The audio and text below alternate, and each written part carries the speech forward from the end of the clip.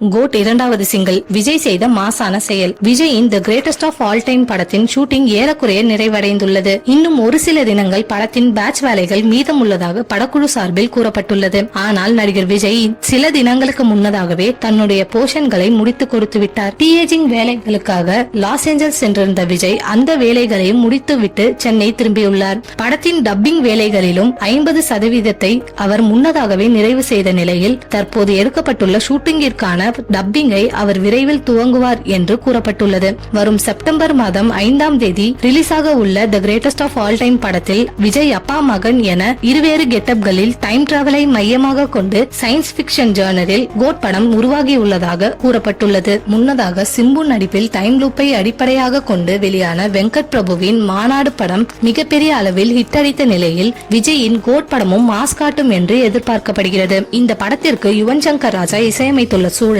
இதுவரை இல்லாத அளவில் விஜய் இந்த படத்தில் புதிய ஒரு முயற்சியை செய்துள்ளதாக கூறப்பட்டுள்ளது. படத்தில் விஜய் 2 பாடல்களை பாடியுள்ளதாக கூறப்பட்டுள்ளது. இது குறித்து யுவன் சங்கர் ராஜாவும் தனது சமீபத்திய பேட்டியில் உறுதிப்படுத்தியுள்ளார். இந்த பாடல் காட்சி விஜயகாந்த் என்ட்ரியின் போது இருக்கும் என கூறப்படுகிறது. கிளைமாக்ஸ் முன்னதாக கேப்டன் என்ட்ரி இருக்கும் என ஏற்கனவே செய்திகள் வெளியாகியிருந்தன. கேப்டன் காட்சிகள் சிறப்பாக வந்துள்ளதாகவும் இதனால் படக்குழு சந்தோஷத்திலும் இருக்கின்றனர். அடுத்ததாக இந்த படத்தின் இரண்டாவது சிங்கிள் அல்லது டீசர் வரும் ஜூன் மாதம் 22ஆம் தேதி விஜயின் பிறந்த நாளை ஒட்டி வெளியாக உள்ளதாக தகவல்கள் வெளியாகியுள்ளன.